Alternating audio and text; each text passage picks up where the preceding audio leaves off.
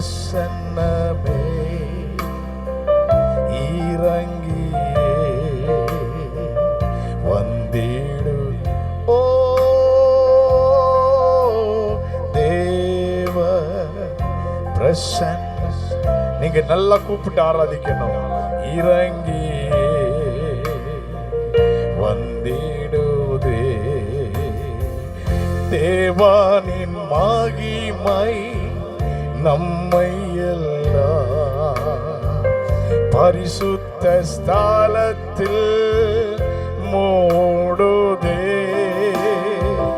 தேவானின் மகிமை நம்மை எல்லாம் பரிசுத்த ஸ்தலத்தில்